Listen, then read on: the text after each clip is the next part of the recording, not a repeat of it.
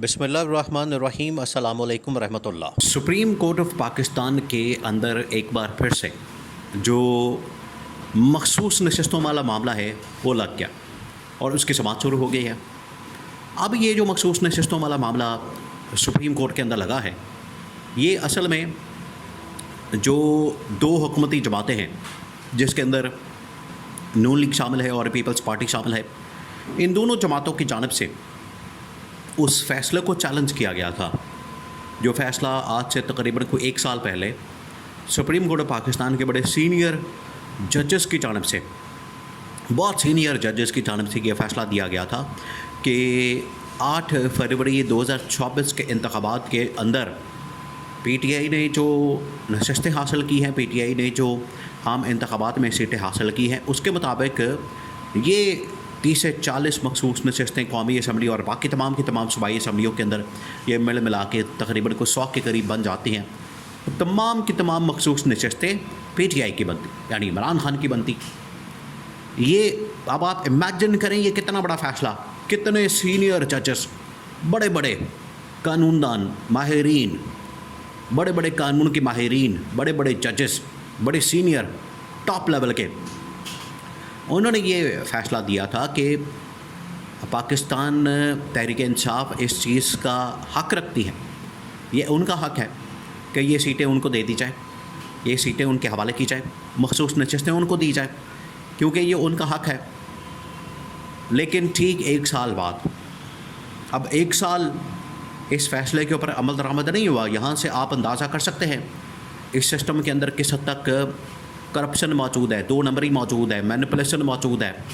इस सिस्टम के अंदर किस हद तक अंदर कंट्रोल मौजूद है कि फ़ैसला आने के बावजूद, फ़ैसला होने के बावजूद, सुप्रीम कोर्ट का सीनियर जजेस का माहिरीन का फ़ैसला आने के बावजूद इसके ऊपर ये लोग काम नहीं कर रहे, इसके ऊपर ये लोग अमल दरामद नहीं कर रहे, इसके ऊपर ये लोग इम्प्लीमेंटेशन नहीं कर रहे। ये जो फ़ैसला आया था, बल्कि क्या कर रहे हैं, फ़ैसले के ऊपर अमल दरामद रोक दिया गया। इलेक्शन कमीशन पाकिस्तान को कहा गया कि आपने फ़ैसले के ऊपर अमल दरामद नहीं करना। बिल्कुल इसी तरीके से कौमी असम्बली के अंदर तमाम स्पीकर्स को कह दिया गया कि आपने इसके फ़ैसले के ऊपर अमल दरामद नहीं करना। तो यहाँ से आप अंदाज़ा करें, यहाँ से अब आप इमेजिन करें।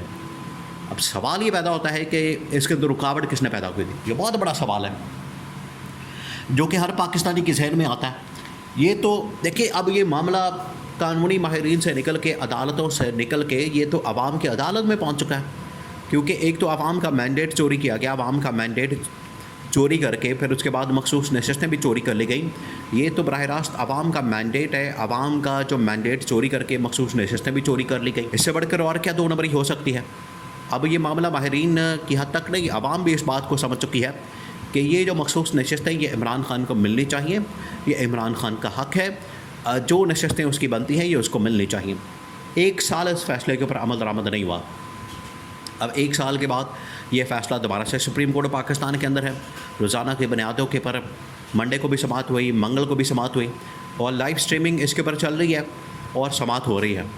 अब इसके अंदर हो क्या रहा है, अब आपने इसको समझना है। आप इससे अंदाज़ा करें कि यहाँ पर जो रिमार्क्स दिए जा रहे हैं, यहाँ पर जो बातें की जा रही हैं, यहाँ पर जो कहानियाँ सुनाई जाती हैं, अंदर जो रिमार्क्स दिए जाते हैं बड़े अच्छे किस्म के, बड़े शानदार किस्म के, सिर्फ किस लिए, मीडिया के अंदर हेडलाइन बनाने के लिए, पब्लिक के अंदर हेडलाइन बनाने के लिए और दिखाने के लिए कि देखें हम जो इस तरह से बड़े कानून के साथ, आइन के साथ खड़े हैं, हम बड़ी आइन और कानून की बातें करते हैं, आइन और कानून की रखवाली की बातें करते हैं। लेकिन हकीकत उसके पीछे क्या होती है, उसके पीछे हकीकत ये होती है कि इनका अपना एजेंडा होता है।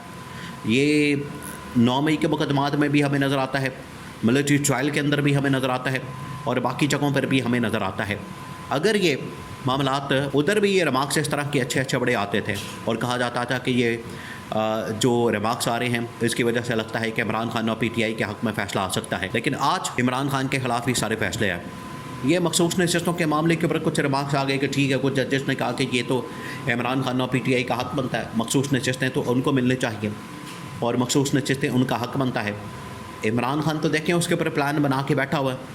अब 2 फ़ैसले आ सकते हैं, बड़े फ़ैसले इसके ऊपर। ये आज जो रिमार्क्स आ रहे हैं, ठीक है, वो अगर पीटीआई के हक़ में, इमरान खान के हक़ में आते हैं तो उनको जहन में रखना चाहिए, उनको जहन में रखने से कोई मसला नहीं है, परेशानी नहीं, टेंशन नहीं। अगर उनको जहन में रखा जाता है और उसको जहन में रखते हुए ये बात की जाती है कि चलें कुछ उम्मीद पैदा हो सकती है कि इमरान खान के हक़ में फ़ैसला आ जाए, लेकिन दो सिनेरियो बन सकते हैं कि एक इमरान खान के हक़ में फ़ैसला आए और दूसरा इमरान खान के हक़ में फ़ैसला ना आए। पहला सिनेरियो ये है कि अगर इमरान खान के हक़ में फ़ैसला आ जाए तो फिर क्या होगा? फिर ये होगा कि ये फ़ैसला आने के बाद इमरान खान ने पहले बता चुका है कि हमने मखसूस नशस्तें हासिल करने के बाद शहबाज शरीफ के ख़िलाफ़ अदम एतमाद की तहरीक लॉन्च करनी है। इमरान खान तो पहले ही बात कर चुका है कि हमने अभी भी हमने एक अटैम्प्ट करनी है स्पीकर के ख़िलाफ़, शहबाज शरीफ के ख़िलाफ़, वज़ीर-ए-आज़म के ख़िलाफ़ अदम एतमाद की, अदम एतमाद लॉन्च करनी, अदम एतमाद का फ़ैसला करना है, इनके ऊपर अदम एतमाद करना है और कहना है कि अदम एतमाद करके इनको हटा दिया जाए, इनको फ़ारिग कर दिया जाए, इनको छुट्टी करा दी जाए, इनको घर भेज दिया जाए। ये है पहला फ़ेज़।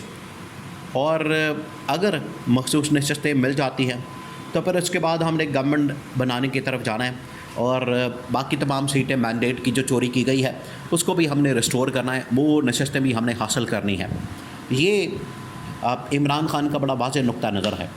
इमरान खान ने बता दिया था कि अगर ये फ़ैसला हमारे हक़ में आ जाता है, और अगर ये फ़ैसला हक़ में नहीं आता, देखिए अब दूसरी सिचुएशन तो यही बनती है, ये जो आइनी बेंच बैठा हुआ है, हालांकि बैठा ये 26वीं आइनी तरमीम के नतीजे में है जो कि गवर्नमेंट ने की और ये गवर्नमेंट के लोग हैं।